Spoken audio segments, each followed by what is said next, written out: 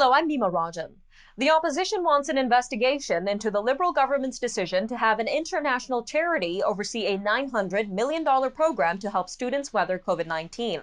The Conservatives say that outsourcing the Canada Student Service grant to the WE charity undermines Parliament's ability to monitor the aid program. They cite what they call the well-documented connections between WE and the Prime Minister as they underscore the importance of transparency. Justin Trudeau defended the decision after conflict of interest concerns were raised last week. The PM has attended several WE events in the past, and his wife, Sophie Gregoire Trudeau, hosts one of its podcasts.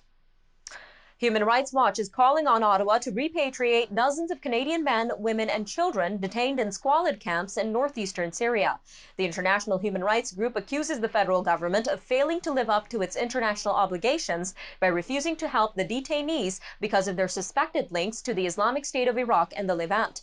The organization says other countries have started to repatriate their citizens, and Canada must make bringing back children and their mothers a priority. The Trump administration is set to brief some members of Congress on an assessment by U.S. intelligence officials that Russia secretly offered bounties to Taliban-linked militants for killing American troops in Afghanistan. There are conflicting reports about whether President Donald Trump was aware of Russia's actions. Democratic presidential hopeful Joe Biden says if President Trump was aware, it would be a truly shocking revelation about his failure to protect U.S. troops in Afghanistan and stand up to Russia. President Trump tweeted that intelligence officials told him that they did not find the information credible, and that is why he was not briefed. Russia has called the report nonsense.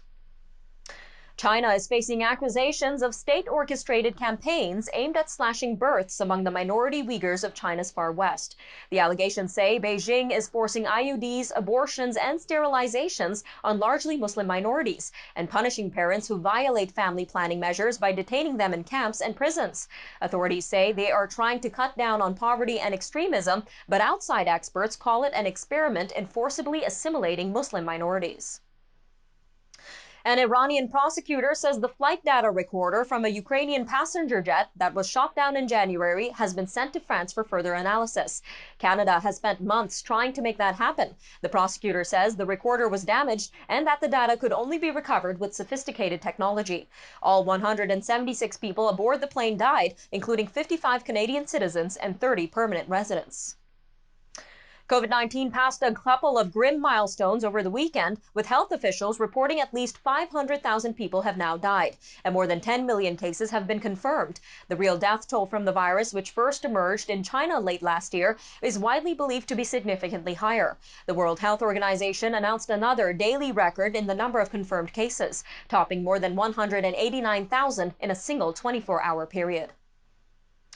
Global stock markets edged lower to start off the trading week as rising numbers of COVID-19 cases caused some governments to backtrack on pandemic reopenings or to warn that they might have to. Wall Street saw a sell-off Friday after Texas and Florida reversed course and clamped down on bars again, with the Dow tumbling 730 points. The Toronto market closed down 257 points. Statistics Canada is set to release gross domestic product by industry figures for April tomorrow, with preliminary data indicating that there was an 11% drop. The 4 Atlantic provinces reported no new cases of the illness over the weekend, and starting July 3rd, Atlantic Canadians will be allowed to travel within the region without having to self-isolate when arriving in another province. However, visitors from outside the region will still be required to self-isolate for 2 weeks, and starting on Canada Day, a similar set of rules will be put in place between BC and Yukon. American and Israeli officials are meeting in Jerusalem today, trying to finalize Israel's plan to begin annexing parts of the occupied West Bank. UN Secretary General Antonio Guterres, the European Union, and key Arab countries have all spoken out against the annexation.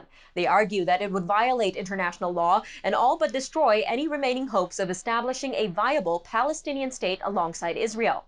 Benny Gantz, who also holds the title of alternative prime minister, told his Blue and White Party on Monday that his top priority is helping the country navigate the health and economic crisis. He said anything unrelated to the battle against the coronavirus will wait. Flight certification testing for Boeing's 737 MAX, which has been grounded since March 2019 because of 2 deadly crashes, could begin as early as today. The test flights would evaluate Boeing's proposed changes to the automated flight control system on the MAX. Nearly 400 MAX planes have been delivered to airlines before they were grounded, and Boeing has built several hundred more.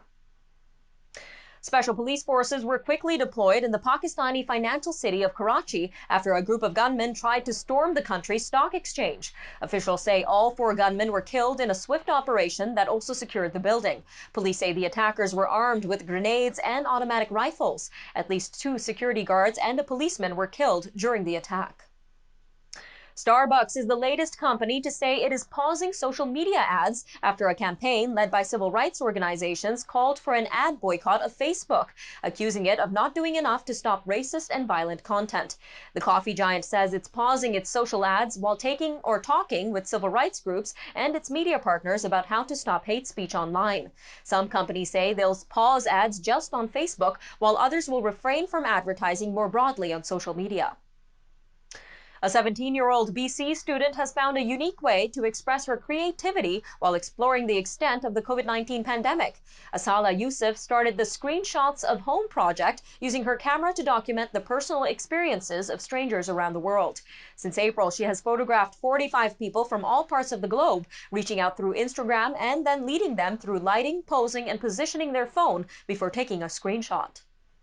Well, that'll do it for today's news update. I'm Nima Rajan. Thank you for joining us today, and I'll see you next time.